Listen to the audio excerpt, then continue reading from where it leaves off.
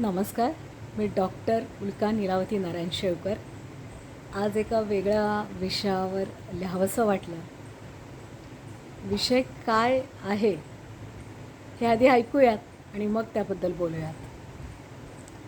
पडलं तर पडू देत, पडलं तर पडू देत, सांडलं तर सांडू देत, सांडलं तर सांडू देत, वाया गेलं तर जाऊ देत. घरट्याच्या उभेतून बाहेर पडून, घरट्याच्या उभेतून बाहेर पडून, मायेच्या पंखातून बाहेर येऊन, एक पाखरू पिल्लू फांदीवर, एक पाखरू पिल्लू फांदीवर नव्यानेच स्वतःच्या पायावर फांदी धरून घट्टपणे उभं राहत आहे. राहणारच फ्रीजचं दार उघडं राहू दे, राहणारच फ्रीजचं दार उघडं राहू दे, स्वयंपाकाच्या ओट्यावर होणार कचरा होऊ दे.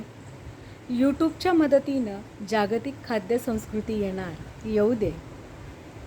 जागतिकीकरणाच्या फांदीवर मानवी मूल पाय रोवून घट्टपणे राहण्याचा प्रयत्न करत आहे.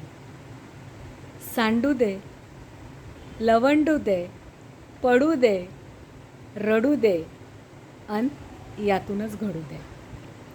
सांडू दे, लवंडू दे, पडू दे, रडू दे आणि यातूनच घडू दे.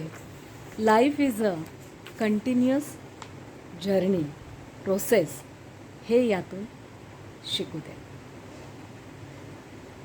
जागतिकीकरण,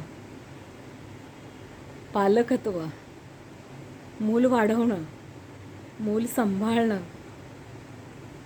आपलं करिअर, स्वतःचं आरोग्य, या सगळ्या मंथनातून हे आज विचार आले, ते शेअर करावेसे वाटले.